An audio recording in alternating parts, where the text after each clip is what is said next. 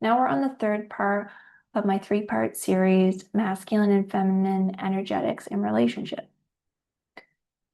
This is the practical behavioral shifts that restore attraction and respect. This is what we're going to look at here. Our relationship changes when the pattern changes, not when the same request is explained more perfectly. All right, overfunctioning and underfunctioning can be in unhealthy energy. So overfunctioning often can lead with unhealthy masculine energy. Control, fixing, pressure, caring too much. And then underfunctioning can also be very much in unhealthy feminine energy, emotional volatility, passivity, avoidance, helplessness. The more one partner compensates, the less clearly the other person's true capacity is revealed. Planning, resting, leading, and receiving are not unhealthy by themselves. The pattern becomes unhealthy when responsibility and choice disappear. So, acting helpless, you're avoiding responsibility, or being passive as well, also avoiding responsibility. When the choice disappears, you're trying to control, right? So yeah, you're planning, but you're also controlling and taking away choice. Healthy and unhealthy traits can look deceptively similar. So structure creates support, but control removes choice. So can you create structure without controlling everything? Leadership carries responsibility. Dominance demands compliance. Can you lead without demanding compliance? Receptivity receives with agency. Passivity avoids responsibility. So it's okay to receive, but it's not okay to avoid all the responsibilities. Rest restores capacity. Withdrawal leaves the load to others. So, someone might be like, whoa, I'm overwhelmed, so I'm just going to withdraw myself and leave this to someone else. No, manage your emotions, check yourself, give yourself a second, and then take on your responsibilities. And the important thing is to be well rested so you do have the capacity to do that. Manage yourself. So stop overfunctioning, start making the dynamic visible. So often who I end up working with are women that are overfunctioning. And they're usually the ones that want to create the change. So instead of reminding repeatedly, make one clear request. Instead of rescuing immediately, allow a reasonable consequence. Instead of criticizing, leave room for contribution. Instead of carrying silently, name the load and your limit. So let's do an example. Your child has a doctor's appointment and you asked your partner to take them to it. You told them when it was and all that, so they know. So instead of reminding them repeatedly about it, tell them once. And if your partner's not used to being told once, what could happen here is they forget about the appointment and the child doesn't get to go to the doctor's appointment. So instead of trying to fix it right away, rescuing them, allow the consequence, right? So he missed the appointment. Now what has to be done, right? It has to be rescheduled and moved to another day. Instead of criticizing them about it, you can leave room for contribution. So they can go ahead and reschedule the appointment, right? Instead of carrying it silently, name the load and your limit. So this is a part where you want to self-analyze and look at everything you are carrying, everything you are doing, and actually realistically look at your limits. And then you bring it to them with your request, right? So you're requesting that some things are no longer your responsibility, perhaps. And then the cycle goes on.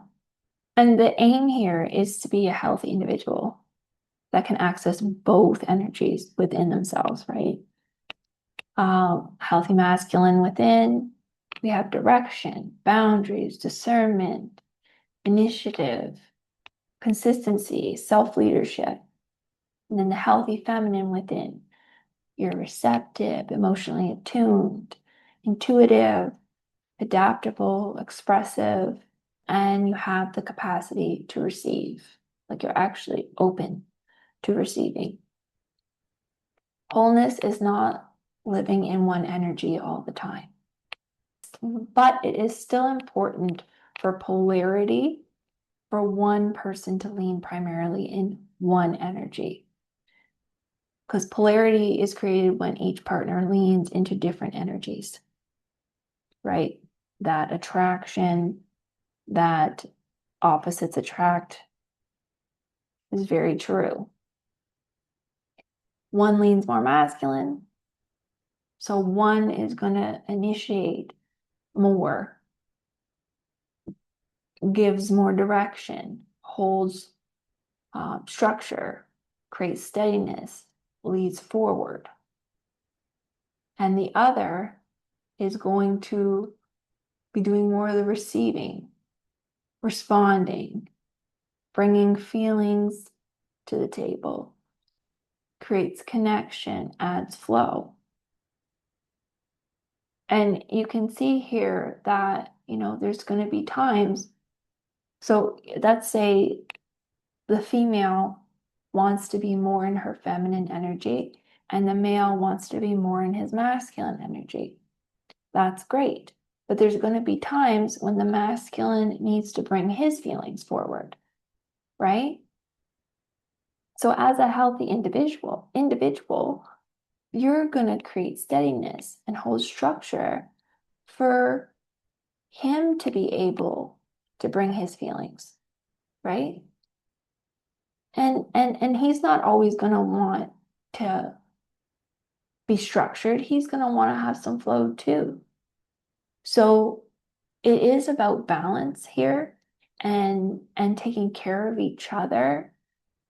When one is emotional, the other one has to be steady, right? So, and both people have feelings. So both people need to learn how to be steady and hold a container and hold space for the other person's emotions, right? But primarily, one of the partners, is going to pick to be in their masculine energy more often. And it's essential that one picks to be in their masculine a little more often. And it's also essential that the other picks to be in their feminine more often for attraction. It keeps you together, right? It's what keeps you from not just being friends, but lovers.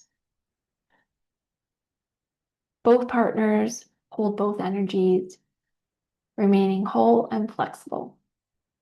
One partner leans more masculine, the other leans more feminine within a romantic dynamic. That creates polarity and a healthy relationship. Attraction and respect can return when the pattern changes. Respect is rebuilt through integrity, follow through, self-responsibility, boundaries, and repair. Attraction is supported by space to choose, admiration, energetic difference, less managing, more aliveness. The overfunctioning woman, often who I work with.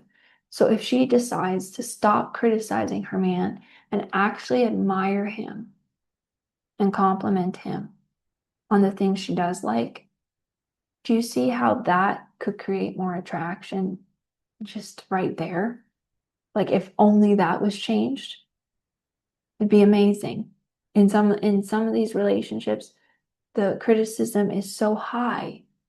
It's like, how are these people together? you know? But I can't say it's not all to blame with the criticism. If there's a zero follow through, um, it's hard to be proud of that. So it takes two, right?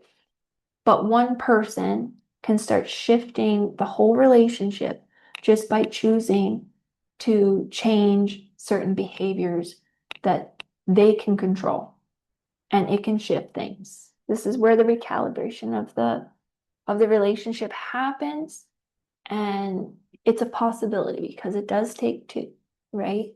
So you have to see how things shift and how the other person responds, and you have to check yourself and look at what else you can do within your control that could shift the relationship or shift how they are showing up in the relationship as well.